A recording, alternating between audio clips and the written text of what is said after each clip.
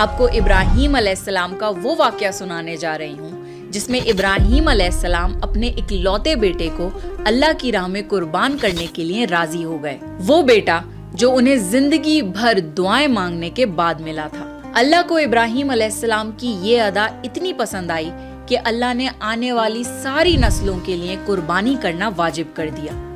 تو چلیے جانتے ہیں ابراہیم علیہ السلام کا یہ حیرت انگیز واقعہ۔ ابراہیم علیہ السلام نے خواب میں دیکھا کہ وہ اسماعیل علیہ السلام کو ذبح کر رہے ہیں۔ ان کی نیند کھل گئی۔ ابراہیم علیہ السلام جانتے تھے کہ انبیاؤں کے خواب اللہ کی طرف سے وحی ہوتے ہیں، لہٰذا انہوں نے اس خواب کے مطابق عمل کرنے کا ارادہ کر لیا۔ ابراہیم علیہ السلام کے لیے یہ بہت بڑا امتحان تھا۔ اگلے دن ابراہیم علیہ السلام اٹھے اور اپنی بیوی ہاجرہ کو کہا کہ ہمارے بیٹے اسماعیل کو نہلا کر اچھی طرح تیار کر دیجیے۔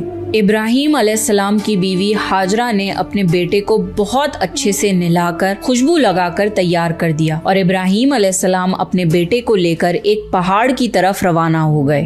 ابراہیم علیہ السلام یہ تکلیف بھرا فیصلہ کر چکے تھے کہ وہ اپنے بیٹے کی قربانی دیں گے، پر شیطان کو کیسے منظور ہوتا کہ کوئی اللہ کی اطاعت کرے، تو شیطان بھی اپنے کام پر لگ گیا۔ وہ سیدھا ابراہیم علیہ السلام کی بیوی حضرت ہاجرہ کے پاس ایک بزرگ کی شکل میں گیا اور ان سے کہا کہ ابراہیم تمہارے بیٹے کو کسی دعوت پہ نہیں بلکہ اسے قربان کرنے کے لیے لے کے گئے ہیں۔ یہ سن کر حضرت ہاجرہ بہت حیران ہوئی، پر وہ سمجھ گئیں کہ یہ ضرور اللہ کا حکم ہوگا، تو انہوں نے شیطان سے کہا کہ اگر اللہ نے ابراہیم کو ایسا کرنے کا حکم دیا ہے تو یہ ہماری خوش قسمتی ہے۔ یہ تو میرا ایک بیٹا ہے، اگر میرے اسماعیل جیسے 1000 بیٹے بھی ہوتے تو میں خوشی خوشی انہیں اللہ کی راہ میں قربان کر دیتی۔ سوچئے ایک ماں کے لیے یہ کہنا کتنی بڑی بات ہے۔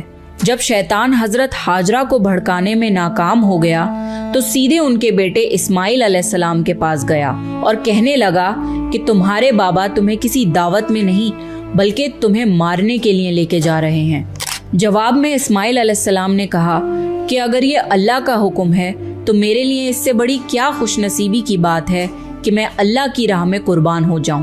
13 سال کے بچے میں اتنی سمجھ اور بہادری ہونا کتنی بڑی بات ہے۔ یہاں بھی جب شیطان ناکامیاب ہو گیا تو وہ ابراہیم علیہ السلام کو بھڑکانے کی کوشش کرنے لگا کہ تمہیں یہ بیٹا اتنی منتوں سے ملا ہے، اگر تم نے اسے قربان کر دیا تو بڑھاپے میں تمہارا سہارا کون بنے گا، اور اگر اللہ نے یہ قربانی بھی قبول نہیں کری تو تمہارا کتنا بڑا نقصان ہو جائے گا، ایسا مت کرو۔ شیطان ہر طرح سے انہیں بار بار بہکانے کی کوشش کرتا رہا اور غصے میں آ کے ابراہیم علیہ السلام نے شیطان کو پتھر مارے۔ یہی وجہ ہے کہ جب لوگ حج پہ جاتے ہیں تو شیطان کو آج بھی کنکڑی مارتے ہیں، اور یہ حج کے اہم ارکانوں میں سے ایک ہے۔ شیطان کے جانے کے بعد ابراہیم علیہ السلام نے اپنے بیٹے کو ساری بات بتائی تو اسماعیل علیہ السلام نے فرمایا کہ بابا اگر یہ اللہ کا حکم ہے تو مجھے یہ منظور ہے، آپ بس میرے ہاتھ پیر باندھ دیے اور اپنی آنکھوں پہ پٹی بھی باندھ لیے تاکہ آپ جب میری گردن پر چھری چلائیں تو آپ کو تکلیف نہ ہو اور آپ یہ کرنے سے مکر نہ جائیں۔ بس پھر ابراہیم علیہ السلام نے اپنے بیٹے کے ہاتھ پیر باندھ دیے۔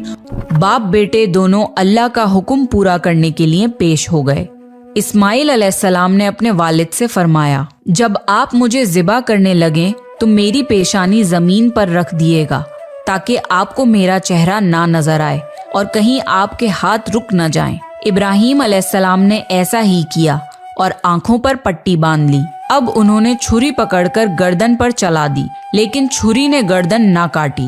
ابراہیم علیہ السلام نے زور لگایا تو انہیں ایک دمبے کی آواز آئی۔ ابراہیم علیہ السلام نے حیران ہو کر پٹی کھولی تو دیکھا ایک دمبا کٹا ہوا ہے اور اسماعیل علیہ السلام دور کھڑے مسکرا رہے ہیں۔ اللہ نے ابراہیم علیہ السلام کو آزمایا اور ابراہیم علیہ السلام اللہ کے ایک حکم پہ اپنے اکلوتے بیٹے کو قربان کرنے کے لیے راضی ہو گئے، وہ بھی وہ بیٹا جو انہیں 86 سال کی عمر میں پوری زندگی بے اولاد رہنے کے بعد ملا تھا۔ اللہ ظالم بادشاہ نہیں، اللہ نے ابراہیم علیہ السلام سے ان کے بیٹے کو نہیں چھینا بلکہ جبرائیل علیہ السلام کو بھیج کے اسماعیل علیہ السلام کی جگہ جنت کا ایک خوبصورت دمبا قربان کر دیا۔ اس کے بعد سے اللہ نے دنیا بھر میں ابراہیم علیہ السلام کی اس سنت کو زندہ رکھا اور آج بھی دنیا بھر میں مسلمان حج کے موقع پر قربانی کرتے ہیں۔